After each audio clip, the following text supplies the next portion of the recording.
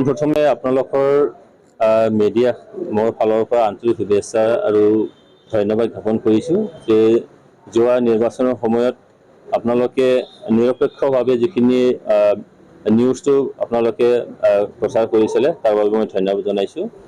আৰু আপোনালোকে যিটো ক'লে যে অনুভূতি, সেই অনুভূতিটো মই এনেকুৱা যে যিহেতু মই 3 বছৰ বিধায়ক হিচাপে যিটো আছিলোঁ সেইখিনি এক্সপিৰিয়েঞ্চ মোৰ আছে, সেইকাৰণে সাংসদ হিচাপে যোৱাত বিশেষ এটা অনুভূতি মোৰ নাই।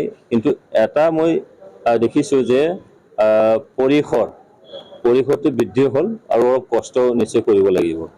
তাৰপিছত এইফালে এছেম্বলি আৰু পাৰ্লামেণ্ট অলপ মানে ডিফাৰেঞ্চ নিশ্চয় থাকিব, কাৰণ এইটো হ'ল ৰাষ্ট্ৰ আৰু সেইটো হ'ল আমাৰ মানে এটা ৰাজ্য। সেইকাৰণে ৰাষ্ট্ৰৰ হকেও চিন্তা কৰিব লাগিব, ৰাজ্যৰ হকেও চিন্তা কৰিব লাগিব। ডিফাৰেঞ্চটো এইখিনিয়ে, অনুভূতিটো এইখিনিয়ে। আমি সিধা এটা প্ৰশ্ন কৰোঁ, যিহেতু গোসাইগাঁও অন্যতম মহকুমা। হয়, গোসাইগাঁও হিচাপে যিটো এটা চাব ডিভিজন হয় আৰু বেংগল এটা ৰাজ্যৰ একেবাৰে এটাচত আমাৰ দুৱাৰমুখ অসমৰ বা নৰ্থ ইষ্টৰ, ইয়াত নিশ্চয়কৈ ট্ৰেইনৰ যিখিনি আগতে চলিছে মানে গোসাইগাঁও মানে ষ্টেচন ৰখা হৈছিলে, এইখিনি এতিয়া ৰখা নহয়। আৰু অকল গোসাইগাঁও বুলি নহয়, যিমানকেইটা মানে ষ্টেচন আছে, নিউ বঙাইলৈকে যি ষ্টেচন আছে আগতে ৰাখিছিলে মানে আগতে ক'ভিডৰ আগতে, কিন্তু এতিয়া এইবোৰ ৰখা নহয় বুলি মই গম পাইছোঁ। মই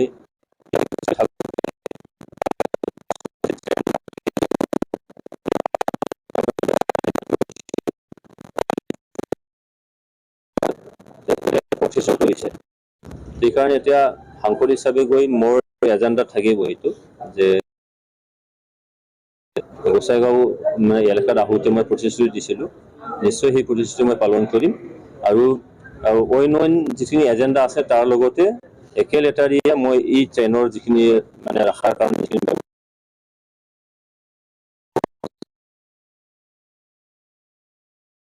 আমাৰ চিফ তেখেতেই শিক্ষা বিভাগটো চাই আছে বিটিআৰত, আৰু তেখেতৰ নেতৃত্বতে যিটো স্কুল এডপশ্যন এটা কমিটি কৰি স্কুল এডপশ্যনো কৰা হ'ল, আৰু এনেকৈ আমাৰ যিটো শিক্ষাৰ মানদণ্ড সেই মানদণ্ডটো উন্নত হৈ আছে।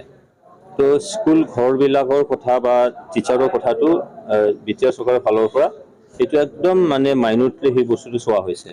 বাকী উন্নয়নৰ কাৰণে যিখিনি দলং বা তেনেকৈ ৰাস্তা ঘাটৰ কথা কোৱা হয়, তেতিয়াহ'লে আমাৰ যিটো MLA আছে অলৰেডি, তো সাংসদ হিচাপে মোৰ ফালৰ পৰা গোটেইখিনি সাঙুৰি এই বিষয়টো হয়তো কৰাৰ মই কিছুমান বাধা বা কিবা তেনেকৈ থাকিব পাৰে, তথাপিতো মোৰ ফালৰ পৰা সেইটো মই আমাৰ স্থানীয় বিধায়কৰ লগত আলোচনা কৰি বা বিটিআৰ চৰকাৰৰ আলোচনা কৰি কেনেকৈ সেইটো সমাধান কৰিব পৰা যায় সেইটো ভৱিষ্যত চোৱা যায়।